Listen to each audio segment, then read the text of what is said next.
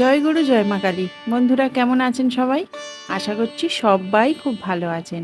এপিএসএস ব্লগের আরও একটি নতুন ভিডিওতে আপনাদের অনেক অনেক স্বাগত জানাচ্ছি।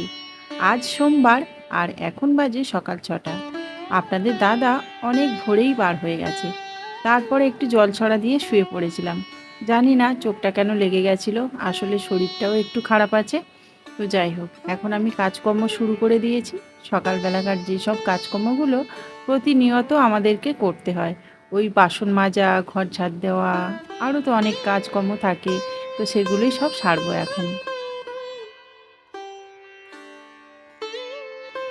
আজ সকাল থেকে বৃষ্টি পড়ছে, তার উপর লোডশেডিং, কারেন্ট নেই। তো আমাদের কলপাটটা এতই অন্ধকার না, ওখানে বাসনও মাজতে পারছি না। আর তাছাড়া পেছনেই আছে ড্রেন, সেই জন্য মশার উপদ্রব একদম বেড়েই চলেছে। তো যাই হোক, এখানে একটু আলো আছে বলে সেই জন্য এখানটাতেই বসলাম বাসন মাজতে। সংসার হলো এমন একটা জায়গা না, যেখানে সব মেয়েরা সুখী হয় না। আর সুখী হতে গেলে টাকা পয়সার দরকার হয় না। টাকা পয়সা অনেক থাকলেও আবার কেউ কেউ সুখী হয় না। আবার টাকা পয়সা খুব কম থাকলেও কেউ কেউ আবার বিরাট সুখী।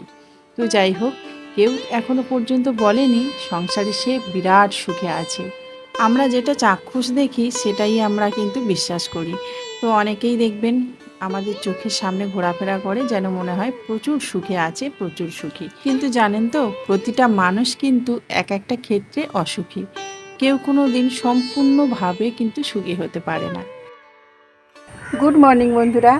সকাল থেকে এইমাত্র বাসি কাজ করে উঠলাম। ওই যে বললাম, কপালে সুখ না থাকলে সুখ হয় না। তো যাই হোক, এখন আমি স্নানে যাব। স্নানে যাওয়ার আগে আমি কয়েকটা কাঁকরোল তুলব।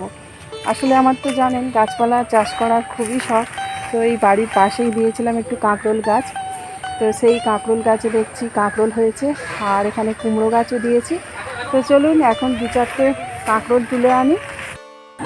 কয়েকটা ভেন্ডির দানা দিয়েছিলাম এই ট্রের মধ্যে, দেখুন কত সুন্দর গাছ হয়েছে। ছাদেও দিয়েছি, আবার এই নিচেও দিয়েছি।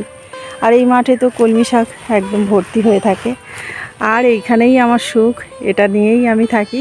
এই দেখুন বন্ধুরা, কয়েকটা জবা ফুলও ফুটেছে। আর ওই যে জবা গাছে দেখুন, ওর মধ্যেই কিন্তু ওই যে ছোট ছোট কাঁকরোল ধরেছে। তো চলুন, ওই যে কাঁকরোল গাছ আমার। আর কাঁকরোল তুলতে গেলে আমাকে এই জল মারিয়ে মারিয়েই যেতে হবে, মানে এটা একটা মাঠ। তো সেই মাঠ থেকেই আমাকে কাঁকরোলগুলো তুলতে হবে। এই দেখুন, দাঁড়ান, এই সাইড থেকেই যাই। এই দেখুন কত সুন্দর কাঁকরোল হয়েছে, কত বড় দেখুন, কি সুন্দর কাঁকরোল।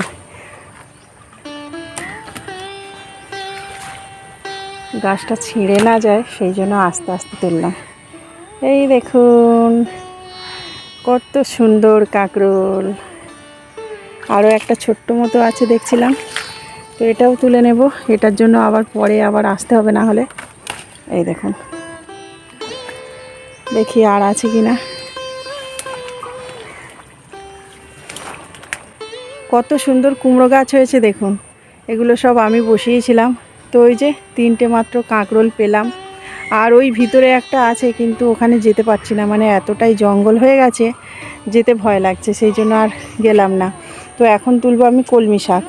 এই দেখুন, এখানে কিন্তু কলমি শাক অনেক হয়ে আছে।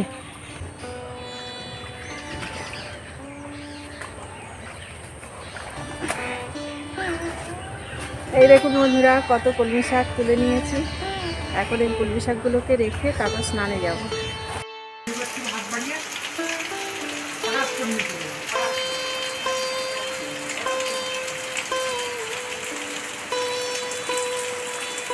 সেই সকালবেলা থেকে বৃষ্টি আরম্ভ হয়েছে। আজকের তো মিস্ত্রি দাদারা আসলোই না কাজে, কয়েকদিন ধরে আসছেও না। এই সকালবেলা করে বৃষ্টি হয়, আবার একটু থামে, এরকমভাবেই হয়। আর আজকের তো দেখুন প্রচুর পরিমাণে বৃষ্টি হচ্ছে। তো যাই হোক, বৃষ্টির মধ্যে তো আর পেট বাবাজি শুনবে না, ওকে তো খেতে দিতেই হবে। আর আমাদেরকে রান্নাবান্না সব কিছু কাজকর্ম করতেই হবে। তো বাসনগুলো মেজেছিলাম, এখন এই যে উপর দিয়ে রাখছি। তো মাঠের দিক থেকে কলমি শাক তুললাম, কাঁকরোল তুললাম, তারপর কিন্তু স্নানটা করে নিয়েছিলাম। আর মাঠের দিকটাতে গেলে স্নান না করে ঘরে ওঠা যায় না। তো এখন দেখুন রান্না বান্না করব, তার আগে একটু গ্যাসটাকে ভালো করে পরিষ্কার করে নিচ্ছি। আসলে রাতেই আমি গ্যাসটাকে কিন্তু পরিষ্কার করেই রাখি, তাও সকালবেলাতে আরও একবার করি, কারণ রাতের বেলা না অনেক পোকামাকড় এই গ্যাসটার উপর দিয়ে বেয়ে বেয়ে যায়। তো সেই জন্যই আর কি আরও একবার ভালোভাবে পরিষ্কার করে নেওয়া।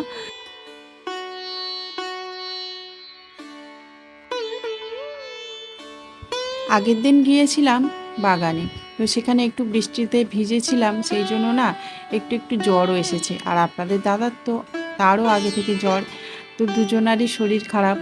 আর জ্বর অবস্থাতে কিচ্ছু করতে ইচ্ছাই হচ্ছে না। আসলে এটাই হয়, কিন্তু কি বলুন তো, এটা তো শ্বশুর বাড়ি, তো এখানে তো কাজকর্ম করতেই হবে। আর তাছাড়া আমার একার সংসার, আমার তো করে দেওয়ারও কেউ নেই।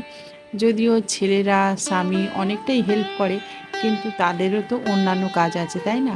তো তারা তাদের কাজ নিয়েও ব্যস্ত থাকে, পড়াশোনা, তারপর স্কুল কলেজ এগুলোই আছে। তো এই সব কাজগুলো তো আমাকেই করতে হবে। মাঝে মাঝে মনে হয় যে আমি বোধহয় কাজ করতে করতেই মরে যাব।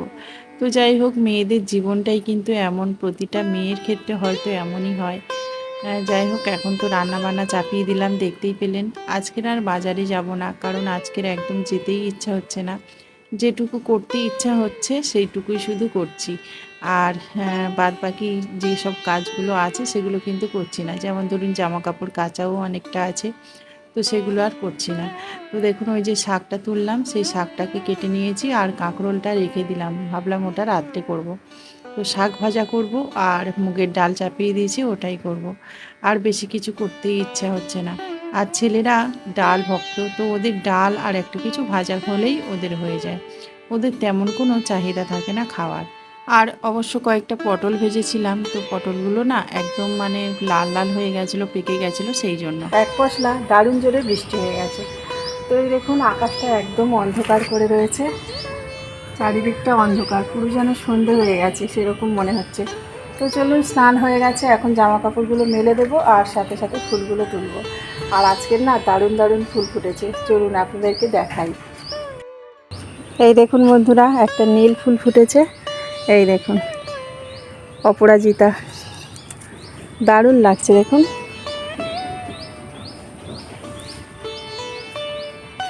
আর এই সাইডে দেখুন পঞ্চজবা ফুটেছে, আর আজকে দুটো ফুটেছে, বাবা! এই দেখুন কত সুন্দর কালার, এটা হচ্ছে গোলাপি পঞ্চজবা, লালও আছে। তো আজকে দেখছি যে দুটো ফুল ফুটেছে। আগের দিন এই গাছটাকে অন্য জায়গা থেকে বসিয়েছি এই টবে। আর এখানে দেখুন কতগুলো লক্ষ্মী জবা ফুল ফুটেছে, গাছ ভর্তি একদম ফুল হয়ে গেছে। চলুন তুলে নিই। এত সুন্দর লাগে না যখন এরকম গাছে ফুল ফোটে, দারুণ লাগে। আর এই ফুল তো ঠাকুরের দিতে আরও ভালো লাগে। আর বৃষ্টি হওয়ার কারণে দেখুন জল একদম ভর্তি হয়ে গেছে।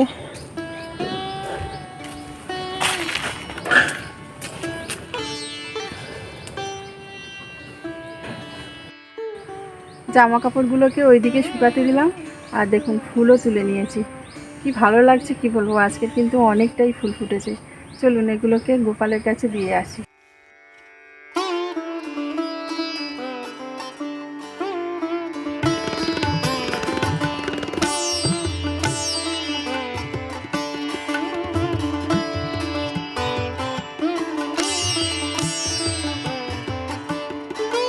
রান্নাটা আমি আগেই করেছিলাম, তারপর এখন ভোগ জলটা দিয়ে দিয়েছি, তারপর ভাত খেয়ে নিয়েছি। আর এখন বিকাল হয়ে গেছে, তো ভাবলাম একটু পেয়ারা মাখি। বাগান থেকে অনেকটাই পেয়ারা এনেছিলাম, তো সেটা একটু লবণ, তারপরে একটু লেবুর রস, একটু জিরের গুঁড়ো, এগুলো দিয়েই মেখেছি।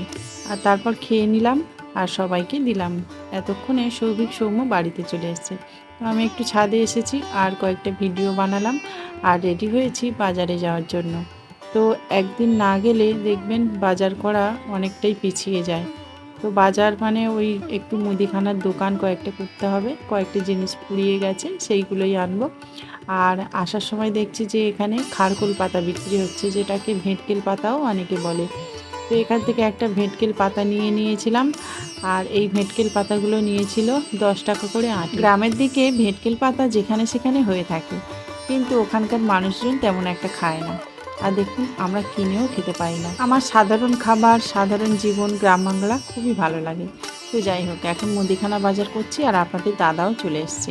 তো বন্ধুরা এই পর্যন্তই ভিডিওটা রাখছি। ভালো লাগলে অবশ্যই লাইক কমেন্ট শেয়ার করবেন, সাবস্ক্রাইব করে পাশে থাকবেন। নমস্কার।